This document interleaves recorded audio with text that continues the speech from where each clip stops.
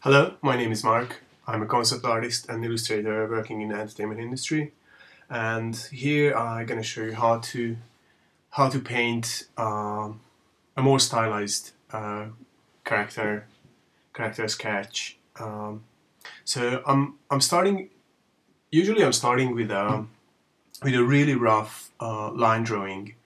I'm not really concerned about any details now because I rather go into more detailing when I blogged in the colors as well. Um, I pretty much had something in mind about the character, so I want to depict some kind of a Victorian steampunk era vampire hunter, and I imagined something like a traveling sailor, so with a huge trench coat and a big beard, and because I thought that could be an interesting character choice, and I never seen anything like that before. So I just quickly plugged in uh, with the lines, and that's pretty much what I needed at this stage. And I decided to leave the background uh, really washed out, really burnt out by the light behind the character. And this way, I can focus only on the character and mainly on the character face, what I'm mostly interested in. So I just put some cold colors to make a bit more value variation in the background as well. But as you can see, I didn't do anything. And the next step is I started to block in the base colors for my character. Uh, I divided it to three main colors: his hair and facial hair, his trench coat, and basically his skin tone. It's just I like to I like to in case of character design, I really like to work with limited colors because it makes the actual design much more easier, and it's much more easier to create a readable design, a readable, more graphical design this way. So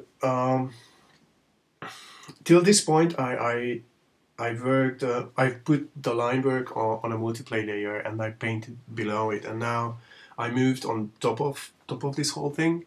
So I just added an overlay layer to add some shadows and lights, and now I create a normal layer, and I'm picking the colors from the image itself, and I'm painting over the whole thing. So basically, where I have the lines with the multiply layer, uh, those are becoming my darker values, and where I had and with the darker tones on the overlay layer, and where I have the lighter values from the overlay layer and the base color, those gonna be my lighter values. So yeah, I'm just trying to establish the whole thing, um, trying to handle it really painterly to make this to bring a bit more dynamism into the piece, and especially good if you are using really big brushes and really big brush strokes first, because it helps to keep your edges much more interesting, and then later you can still refine them and still can do a bit more play with the lasso tool and bring more harder edges in. But I always find it difficult to soften the edges in Photoshop uh, at the final stage. So I rather start with softer edges and then go towards the harder ones. So yeah, and I jumped straight into the face, and I started to overpaint the whole thing, blocking in the main casted shadows and lights on the character's face. Uh, you're gonna see that that's going to be the part where I'm gonna put most of the work, and I won't. I'm not going to care much about the rest of the image. So that's what I'm interested in, basically the that 50% of the image, what is in the center, what is the main focus. Usually, if you are working on a character, the face and the upper torso should be always in the focus, because um, that's what the viewer's gonna see first, or check out first. It's simply because we are humans, and in all our life we got used to reading others people's faces, others people's emotions to decide the the actual situation. So that's why we always look for faces first in an image, and well, basically silhouettes first, and then the faces. But the faces are always really important. So yeah, this stage, I pretty much blocked in the face, and I also blocked in the facial hair, the beard, and the hair. Uh, with painting hair, I always try to handle it with as it would be like a solid shape, because I just I just figured out it's much easier for me to handle the lights and shadows that way in the very first pass. And I always try to keep the edges of the beard and edges of the hair of hair in general, really soft, or like semi-soft. And I always only introduce harder edges where the edges are actually lining up with the direction of the hair what I'm painting. So, like for example, below the mustache, or below uh, his first stripes of hair. Uh, those are the only areas where I have harder edges now. And at the bottom of his skull, of course, but that's more like skull. So yeah, I finished the first set of painting. So I created another overlay layer to add a bit more shadows, what adds a bit more contrast for me. And I'm also adding some lights on a color dodge layer. I really like to use color dodge for introducing lights, but you have to be really careful, because otherwise it really easily gets oversaturated, and it really kills the details of your piece.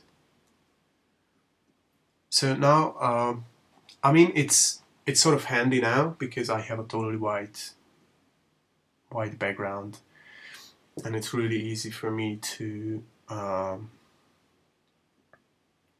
make the edges of the typical glowy edges of the character. And now I'm pretty much going back to minor texturing, but without using any texture, just using some simple custom brushes. I wanted to add the beard like a general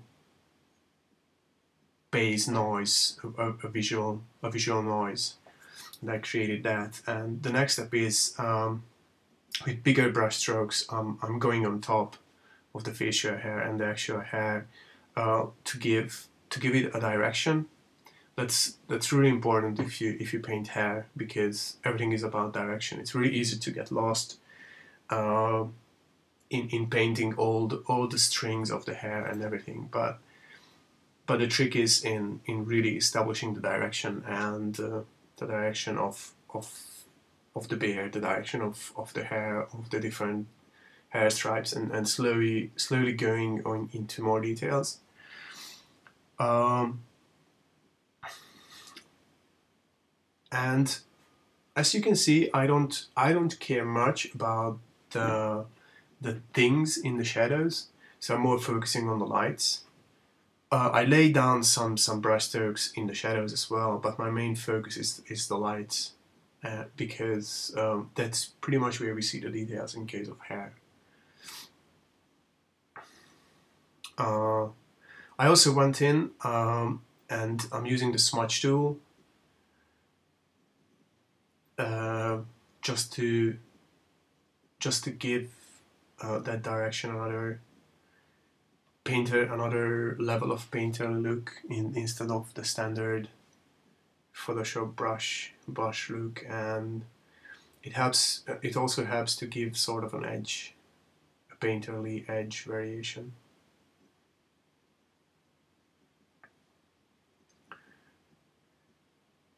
Just breaking it up a little.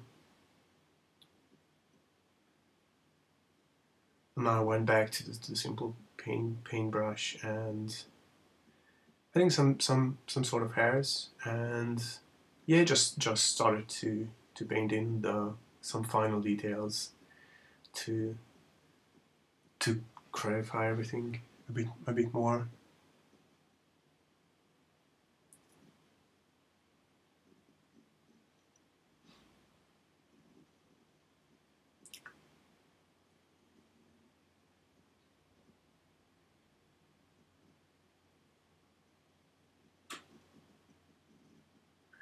This is actually the boring part of the whole thing, but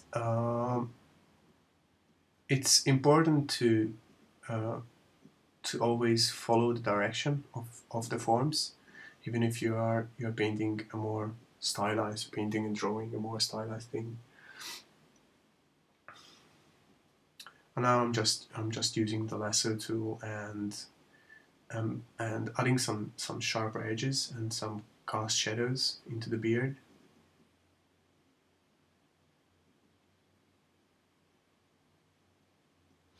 And to the other forms as well, just to separate the different shapes, the different forms from each other.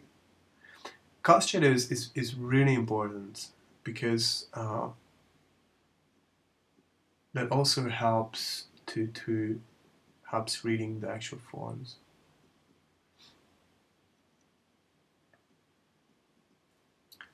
And I'm going back on an overlay layer again with pure whites and just adding highlights, adding a bit more highlights to the beard.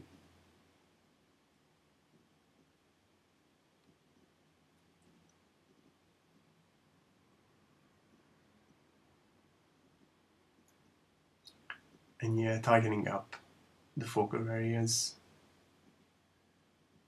If you paint a character, the eyes are always in the focus. So it really helps to if you give it another go, just to tighten it up a bit more.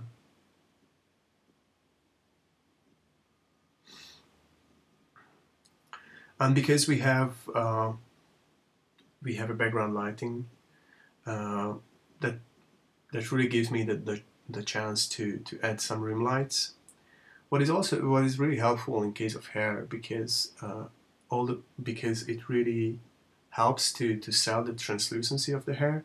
All the small light strokes what I added to the side of the beard, to the nose and face, are actually helping to sell that the face and the beard is turning and not just a flat surface.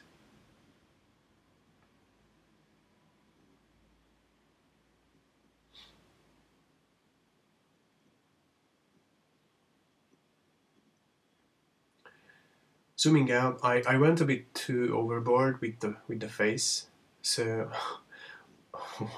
when I switched off the whole thing, when I switched off the previous layer, you have seen that I have only put details into the facial area. So now I flattened down everything. I really like doing this from time to time, just to really flatten everything down, and I commit myself to that stage, and I know there is no like going back after that. So I made some color adjustments, and then I'm zoomed out again, and I'm trying to bring back the whole the all the other parts of the character to the not the same level where I have the face in terms of details, but at least creating some sort of balance and a cohesive image. So I felt that the shadows on the side of the face are way too strong, so I pushed them back a bit, and yeah, just slowly balancing out the whole piece, adding some more details onto his clothing, more shadows. But I'm pretty much getting close to the final.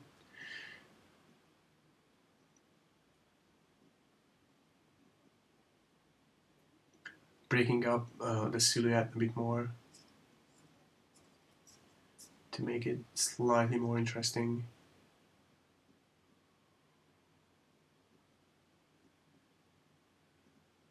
And just some extra element, just extra brush strokes, just to suggest that there's something actually in the background, even if we don't know what it is.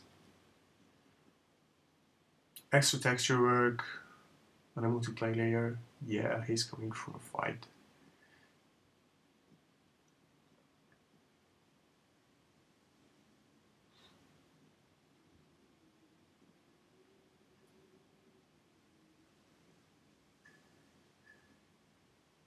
Putting some extra textures, like pores, suggesting the pores on the face.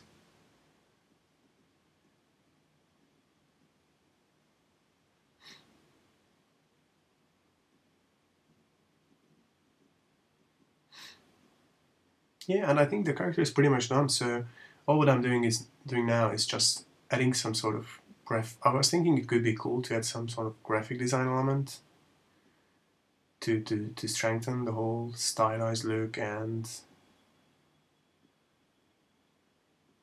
just something.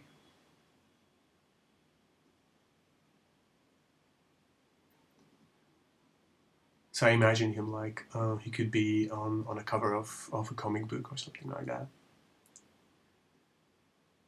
It can be really subtle, just a bit of an extra.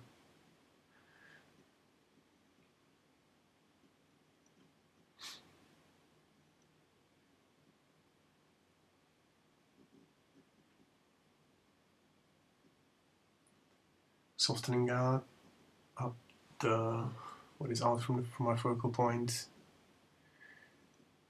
Some contrast and level adjustment. Yeah, and I'm pretty happy with it. So I'm just adding some extra glow and adding some radial blur on the whole image. What blurs out everything from the focal point, but I'm pulling it back to make it really subtle, and even erasing back my face. But yeah, that was the final touch, and that's it. It's ready. Well, I hope you learned something, and thanks for watching.